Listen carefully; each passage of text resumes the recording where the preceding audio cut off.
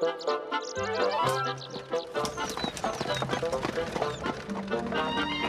panne! Vite! Mais où est-elle passée?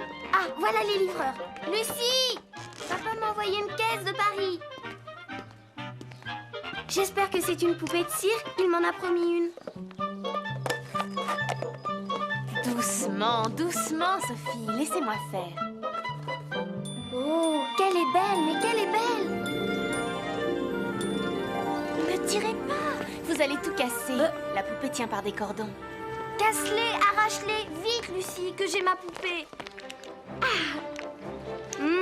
La ta la la la la. Oh, comme je suis heureuse. Elle a même son bagage. Que c'est mignon. C'est trop joli. Et ses vêtements? Il faut que mon cousin voie ça. Paul! Hé, Paul! Qu'est-ce qui se passe? Regarde la jolie poupée que mon papa m'a envoyée. Donne-la-moi que je la vois mieux. Juste une minute alors.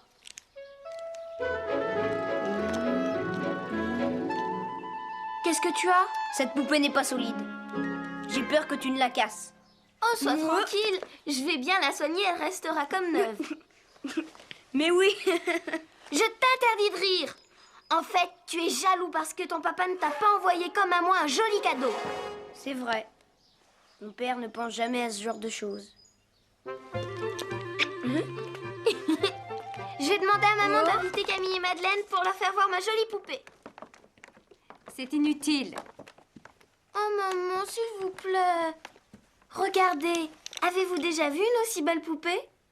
Je voudrais tant la montrer à mes amis, maman chérie. C'est inutile. Elles sont déjà invitées pour le goûter.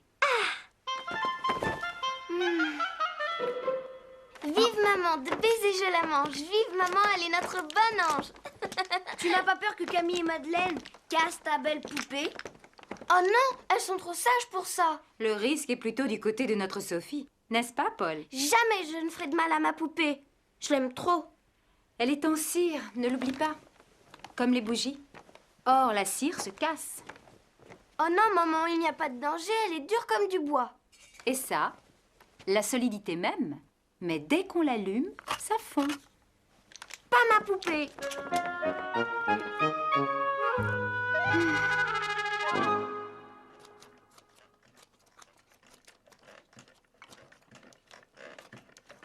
Fais attention, je viens de coucher ma fille.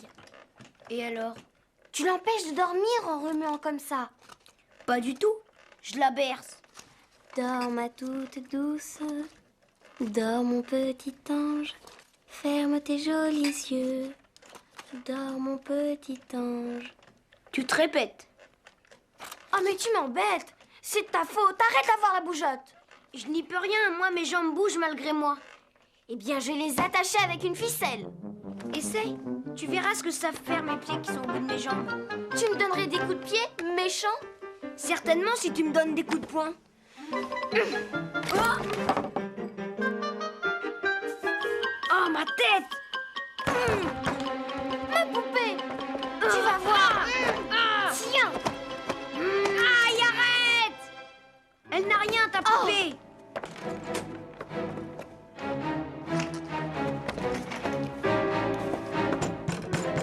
Paul, ouvre-moi, je sais que tu es là. Pauvre Paul, j'ai été méchante, je lui ai fait mal. Pourquoi j'ai fait ça? Je ne vais quand même pas lui demander pardon. On t'a laissée toute seule, ma pauvre chérie. Et voilà que tu as froid maintenant, tes pieds sont glacés. Je vais te mettre au soleil, parce que je suis une bonne maman, moi.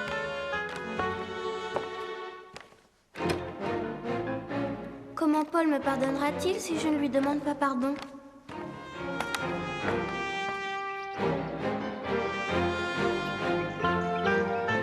Tu n'es pas une bougie, tu ne fonds pas, toi. Ils me prennent vraiment pour une bécasse. Une poupée, ce n'est pas une bougie. On ne s'éclaire pas avec. Je suis pas idiote, tiens. S'éclairer avec une poupée. Quelle farce.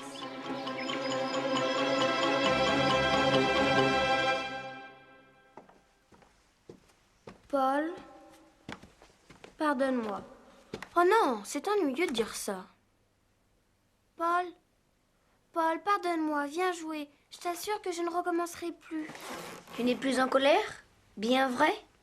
Non, je suis triste d'avoir été si méchante. Oh, c'est moi qui t'ai fait ça? Laisse, ça va, j'ai plus mal. Si, je sais que ça te fait mal.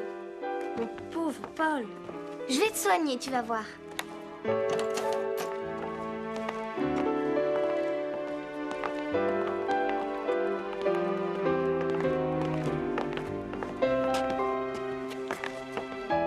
Il suffit de laver et on n'y verra plus rien.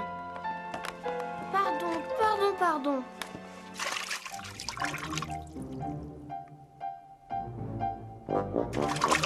Oh là là, maman va me punir, c'est sûr.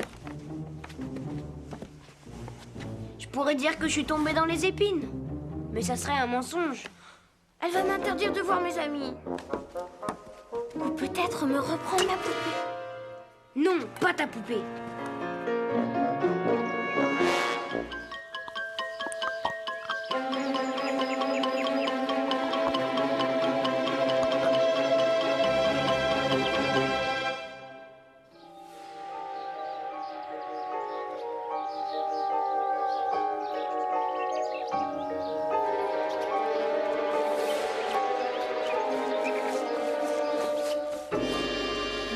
Il ne va pas.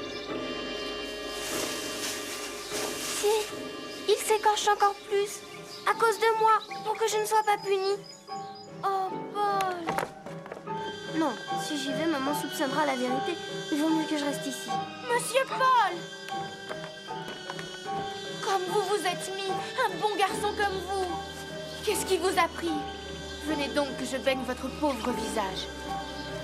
Et vos amis qui vont arriver.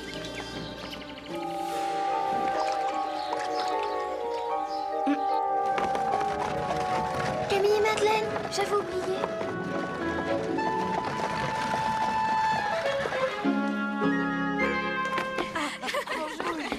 Bonjour, ma chère. Oh, voilà une façon d'accueillir tes invités, Sophie. Avec un tablier taché, toute décoiffée. J'ai donné à boire à ma poupée, maman. Oh, Paul, mon Dieu, où t'es-tu arrangé comme ça? On dirait que tu t'es roulé dans les épines. Précisément, ma tante. Je suis tombée en courant dans un buisson de houx. Ça m'étonne de toi, Paul. Tu es plus raisonnable que ça, d'habitude.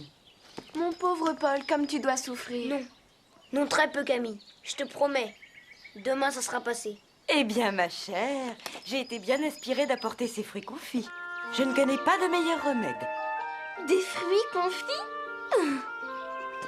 Demande à maman d'ouvrir le paquet. Je n'ose pas. Mais si, elle ne pourra pas refuser puisque c'est vous qui les avez apportés. Justement, ça ne se fait pas. Je t'ai entendue, Sophie. Et tu sais que je n'aime pas te voir impatiente. Que va penser Madame de Fleurville? Que tu n'es pas assez nourrie? Tout simplement que notre Sophie est gourmande, comme tous les enfants. Sophie, je croyais que tu avais hâte de montrer à tes amis ta nouvelle poupée. La vue des friandises t'aurait-elle fait perdre la mémoire? Une poupée? Oh oui, Sophie, emmène-nous vite voir ta poupée. Venez, jamais vous n'en avez vu d'aussi belle.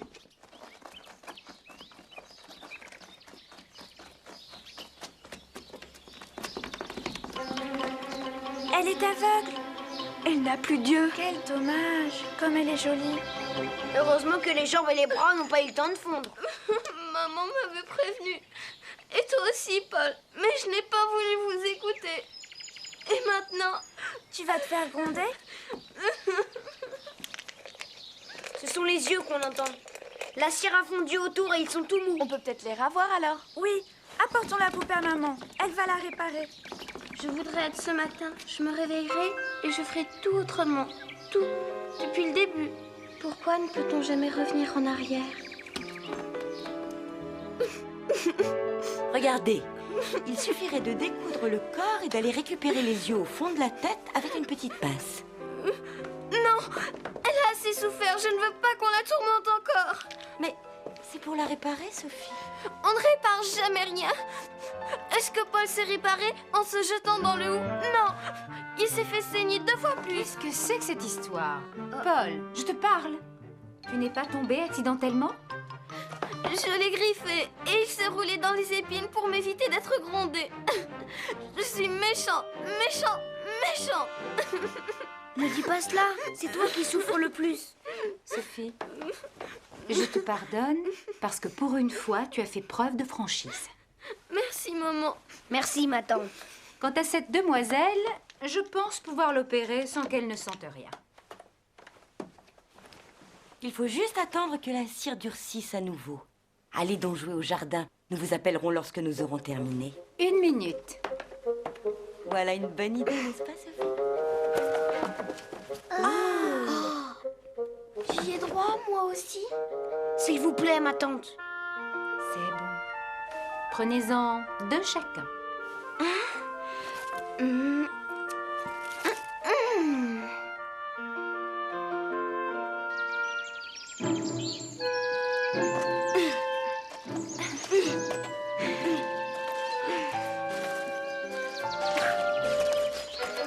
Coucou les enfants. Maman, Pourquoi veux-tu construire un bassin, Paul? c'est une idée de Sophie. Ça nous évitera de porter l'arrosoir sur des mètres et des mètres. L'ennui avec les fleurs, c'est qu'elles ont toujours soif. Avec Madeleine, nous avons planté des framboisiers dans notre petit jardin. C'est bon et ça demande moins de soins. Ma tante ne veut pas qu'on cultive nos propres fruits. Sophie mangerait tout, elle est si gourmande. Quel parfum as-tu choisi? Comment? Les fruits confits. Moi, j'ai pris une poire et un abricot. Moi, j'ai choisi Angélique et Cédra. Ce sont mes parfums préférés. Angélique et Cédra? Ça doit être délicieux. Je n'en ai jamais goûté. Mais votre bassin ne se remplira jamais. La terre boira toute l'eau et vous n'aurez plus rien pour arroser vos fleurs. C'est un peu dur, non? L'angélique à croquer. Et le cédra, ce n'est pas un peu amer? Sophie, Camille a raison. Il va falloir construire un fond à notre bassin. La prune avait l'air si tendre. J'aurais dû la choisir au lieu de l'abricot. Moi, ça ne m'amuse pas de travailler pour rien. Regarde. Tu as vu, Sophie? Il faut trouver un moyen de retenir l'eau. Oh, la barbe avec ton bassin!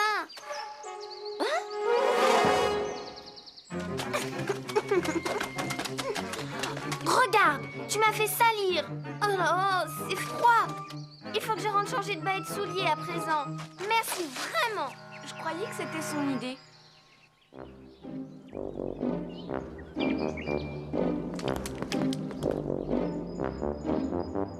Maman va peut-être en donner après le goûter, mais je n'aurai pas le temps de bien choisir. Je vais juste regarder pour ne pas me tromper tout à l'heure.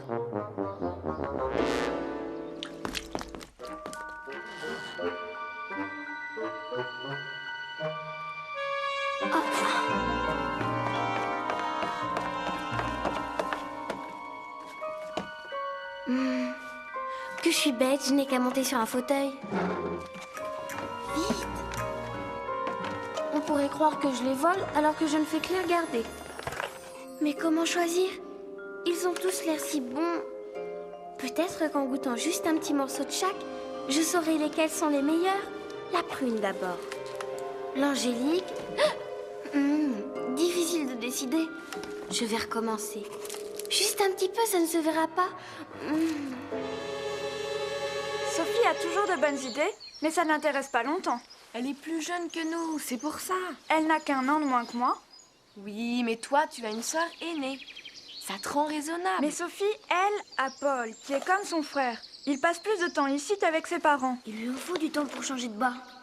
Et voilà ma tante qui Je voudrais revient. bien qu'on m'explique pourquoi on obéit toujours à Sophie alors qu'elle n'a même pas l'âge de raison. Oh là là! Qu'est-ce que j'ai fait? Maman devinera que c'est moi. Je vais encore être grondée. À moins que... Mais oui, je dirais que ce sont les souris. Non, plutôt un rat. Vu tout ce que j'ai mangé, oui, un gros vilarat. Un gros vilarat tout noir. Je suis bien maline. Comme c'est ingénieux. Paul a raison. Il faudra que les maçons construisent un fond. Non, maman, j'ai une autre idée. On va mettre un baquet dans le trou, avec quelques pierres au fond pour qu'il ne verse pas. Et on laissera se remplir d'eau de pluie. C'est ça, mademoiselle l'ingénieure. En attendant, rentrons au château nous occuper de cette poupée. Romo m'appelle. Mais elle est toute poisseuse. Qu'as-tu mis dessus? Rien? Quel drôle d'air tu as. On dirait que tu as fait quelque chose de mal. Moi? Tu as toujours des idées ridicules. T'as-tu cessé de me regarder? C'est agaçant à la fin.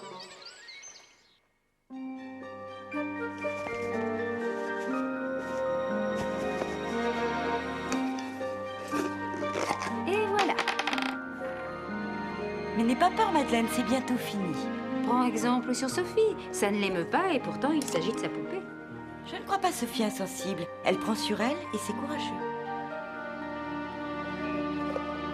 Paul, allume la bougie et apporte-la-moi, je te prie.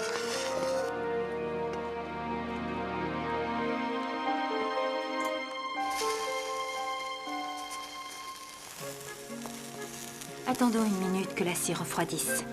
Il est vrai, cher ami, que ma fille ne manque ni de courage ni d'énergie. Mais elle est trop exubérante et il n'est pas facile de lui faire entendre raison. Voilà. Il suffit de recoudre à présent. Voyons, avons-nous du fil rose? Celui-ci? Non, il casse trop facilement. J'en ai du plus solide dans l'antichambre. Laissez-moi vous en chercher, maman. Non.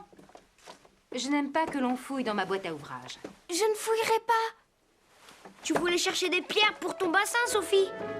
Oui, et on tassera la terre sur les côtés. Venez vite. Oh!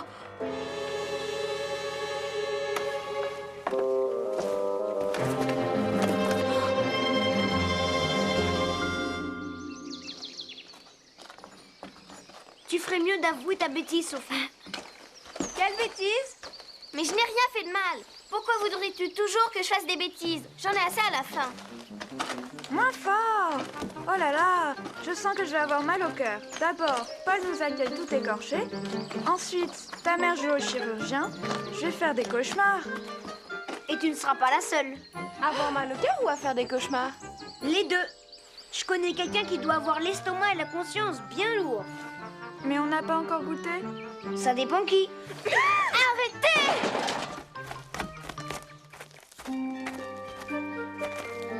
Je vous remercie beaucoup de votre aide, cher ami. Vraiment, je ne sais plus quoi faire avec cet enfant. Tous les enfants sont gourmands. Elle ne sait pas se retenir. Regardez comme elle a arrangé ce pauvre Paul. Et puis cette manie de dissimuler ses fautes. Non, vraiment, cette fois, je dois sévir. Il est vrai que cette petite est impulsive, mais elle regrette sincèrement ses mauvaises actions. Jusqu'à la suivante. Comment reprocher à un enfant sa trop grande vitalité?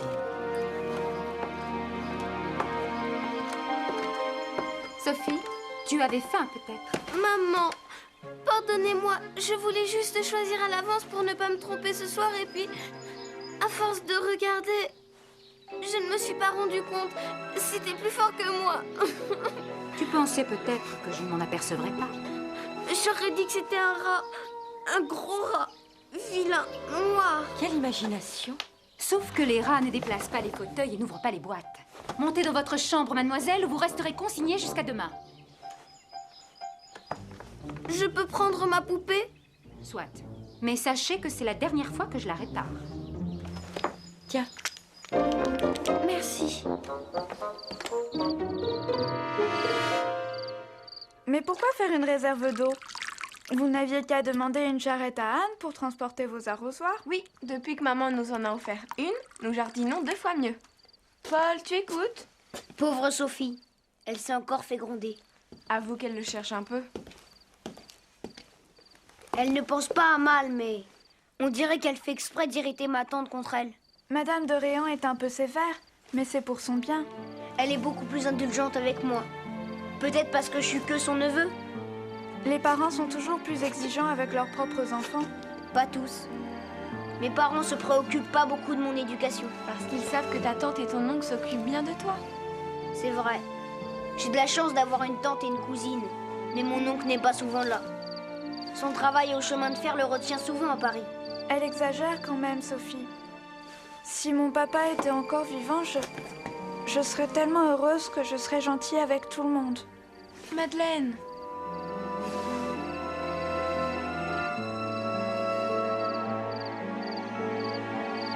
Voyons, mademoiselle Sophie. Comment pouvez-vous être triste avec une belle poupée comme ça? Ma Lucie, comme je t'aime, tu es si douce.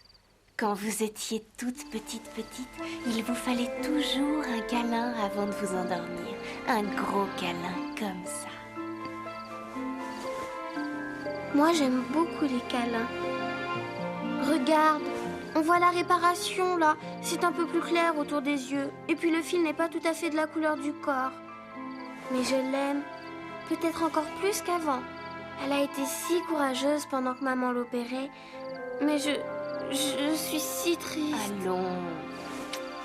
Vous n'allez pas pleurer pour des fruits confits. Une fois qu'on les a mangés, c'est fini, il n'en reste rien. Tandis que votre poupée... Oh, Lucie, j'avais enfin trouvé. C'était l'abricot le meilleur.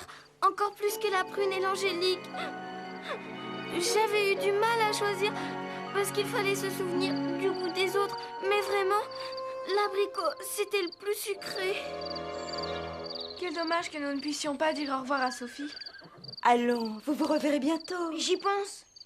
La poupée n'est pas punie, elle. C'est vrai. Et comme assistante chirurgien, je prendrai volontiers de ses nouvelles. Oui, et moi aussi. À présent qu'elle est réparée. Paul, va chercher ces demoiselles, puisque tout le monde les réclame. J'y cours, ma tante. Alors c'est entendu. Vous venez goûter jeudi. Paul sera toujours là? Oh oui, ses parents savent qu'il est mieux avec moi que dans leurs jambes. Pourquoi? Ils ne l'aiment pas? Si, bien sûr, mais ils ont leurs affaires, leurs amis, ils sont très occupés. Et quand on a la chance d'avoir une cousine du même âge? S'ils pouvaient améliorer le caractère de notre Sophie.